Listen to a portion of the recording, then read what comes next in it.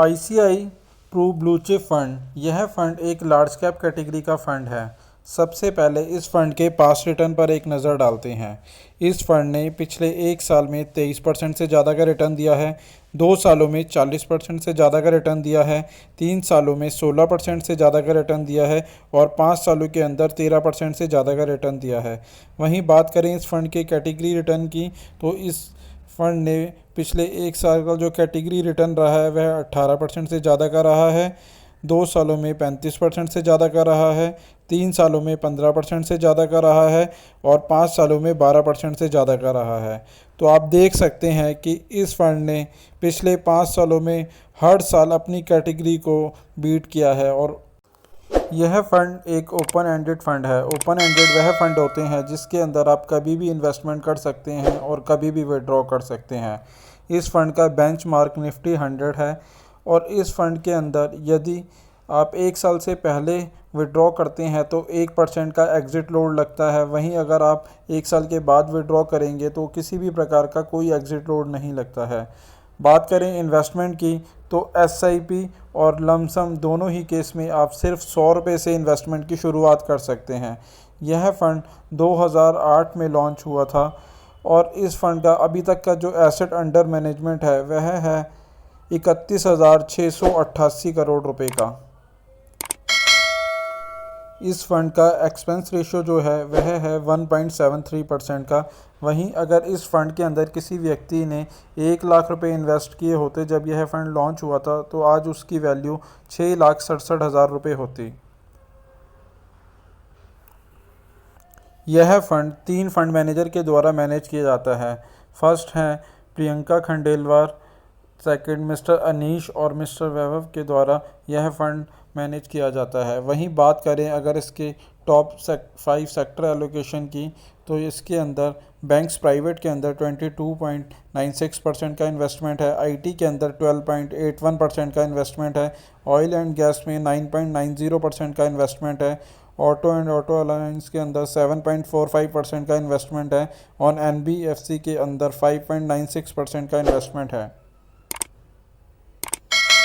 5 company allocation की, तो ICI bank के अंदर 9.17% का इन्वेस्टमेंट है, एचडीएफसी बैंक में 7.60% का इन्वेस्टमेंट है, इन्फोसिस के अंदर 7.20% का इन्वेस्टमेंट है, रिलायंस के अंदर 6.70% का इन्वेस्टमेंट है और भारतीय एयरटेल के अंदर 5.36% का इन्वेस्टमेंट है। बात करें ओवरऑल इन्वेस्टमेंट की, तो इस फंड के अंदर सबसे ज़्यादा इन्वेस्टमेंट लार्ज कैप कैटेगरी के फ़ंड में है, क्योंकि यह एक लार्ज कैप कैटेगरी का फ़ंड है। लार्ज कैप के अंदर इसके अंदर 85.71% का इन्वेस्टमेंट है। वहीं मिड कैप के अंदर 7.25% का इन्वेस्टमेंट है और स्मॉल कैप के अंदर 6.24% का इन्वेस्टमेंट है। तो आप देख सकते हैं कि यह लार्ज कैप कैटेगरी का एक अच्छा फ़ंड है। यदि आप इस फ़ंड में इन्वेस्टमेंट की सोच रहे हैं तो इन्वेस्टमेंट से पहले एक बार अपने फाइनेंशियल एडवाइज़र से सलाह ज़रूर ले लें।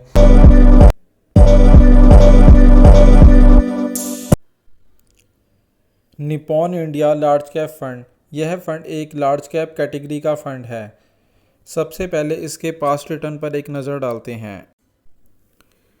इस फंड ने पिछले एक साल में 28% से ज़्यादा का रिटर्न दिया है, 2 सालों में 50% से ज़्यादा का रिटर्न दिया है, 3 सालों में 13% से ज़्यादा का रिटर्न दिया है और 5 सालों में 13% से ज़्यादा का रिटर्न दिया है। वहीं अगर कैटेगरी वाइज बात करें तो एक साल में 21% से ज़्यादा का रिटर्न दिया है, 2 सालों में 44% से ज़्यादा का रिटर्न दिया है, 3 सालों में 15% से ज़्यादा का रिटर्न दिया है और 5 सालों में 12% से ज़्यादा का रिटर्न दिया है। तो आप देख सकते हैं कि इस फंड ने ज़्यादातर टाइम अपनी कैटेगरी को आउट परफॉर्म किया है। इस लिहाज से यह इन्वेस्टमेंट के लिए एक अच्छा ऑप्शन हो सकता है, बट आपका इन्वेस्टमेंट का नज़रिया लॉन्ग टर्म का होना चाहिए। डिटेल के बारे में, तो यह फ़ंड एक ओपन एंडेड फ़ंड है। ओपन एंडेड फ़ंड वह फ़ंड होते हैं जिसमें आप कभी भी इन्वेस्टमेंट कर सकते हैं और कभी भी विड्रॉ कर सकते हैं। इस फंड का बेंचमार्क BSE 100 है और इस फंड के अंदर जो आपको एग्ज़िट लोड है, यदि आप 7 दिन से पहले विड्रॉ करेंगे तो आपको 1% का एग्ज़िट लोड लगेगा और अगर आप 7 दिन के बाद करेंगे तो किसी भी तरीके का आपको कोई एग्ज़िट लोड नहीं लगेगा, जबकि ज़्यादातर लार्ज कैप इक्विटी फ़ंड के अंदर आपको 1 साल से पहले विड्रॉ करने के ऊपर आपको 1% का एग्ज़िट लोड लगता है। वहीं बात करें अगर इसमें इन्वेस्टमेंट की, तो SIP और लमसम दोनों ही केस में आप 100 रुपये से इन्वेस्टमेंट की शुरुआत कर सकते हैं। यह फ़ंड 2007 में लॉन्च हुआ था और इस फ़ंड का अभी तक का जो एसेट अंडर मैनेजमेंट है वह है 10,654 करोड़ रुपए का। वहीं बात करें अगर किसी व्यक्ति ने इस फ़ंड के अंदर जब यह लॉन्च हुआ था 1 लाख रुपए का निवेश किया होता, तो आज उसके फ़ंड की वैल्यू 5,22,000 रुपये होती। वहीं बात करें इस फ़ंड के एक्सपेंस रेशो की, तो इस फ़ंड का एक्सपेंस रेशो 1.9% का है। यह फ़ंड 2 फंड मैनेजर के द्वारा मैनेज किया जाता है। पहले हैं मिस्टर शैलेश राजभान और दूसरे हैं आशुतोष भार्गव। वहीं बात करें टॉप 5 सेक्टर एलोकेशन की, तो इसके अंदर बैंक्स प्राइवेट के अंदर 18.3% का इन्वेस्टमेंट है, IT के अंदर 15.40% का इन्वेस्टमेंट है, NBFC में 8.61% का इन्वेस्टमेंट है, ऑयल एंड गैस के अंदर 8.34% का इन्वेस्टमेंट है, बैंक और पब्लिक बैंक्स के अंदर 6.97% का इन्वेस्टमेंट है। कंपनी एलोकेशन देखें तो HDFC बैंक के अंदर 7.76% का इन्वेस्टमेंट है, रिलायंस इंडस्ट्री के अंदर 6.42% का इन्वेस्टमेंट है, ICICI बैंक में 6.41% का इन्वेस्टमेंट है, स्टेट बैंक के अंदर 5.67% का इन्वेस्टमेंट है, HCL टेक्नोलॉजी के अंदर 5.53% का इन्वेस्टमेंट है। ओवरऑल इन्वेस्टमेंट की बात करें तो इस फंड में सबसे ज़्यादा लार्ज कैप कैटेगरी के फ़ंड में इन्वेस्टमेंट किया गया है, क्योंकि यह एक लार्ज कैप कैटेगरी का फ़ंड है।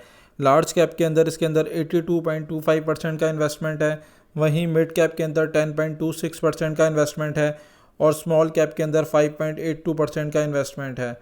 तो आप देख सकते हैं यह फ़ंड उन सभी निवेशकों के लिए है जिनका नज़रिया लॉन्ग टर्म इन्वेस्टमेंट का है, जिनका भी नज़रिया कम से कम 7 साल या उससे ऊपर का है, वह इस फ़ंड के अंदर इन्वेस्टमेंट कर सकते हैं। पर इन्वेस्टमेंट से पहले अपने फाइनेंशियल एडवाइज़र से एक बारी सलाह ज़रूर ले लें।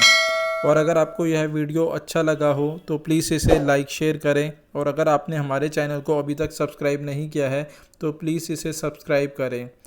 और यदि आप इस फ़ंड में या किसी भी और फंड में इन्वेस्टमेंट करना चाहते हैं तो अब आप हमारे मोबाइल ऐप के थ्रू भी इन्वेस्टमेंट कर सकते हैं, जिसका लिंक नीचे डिस्क्रिप्शन में दिया गया है।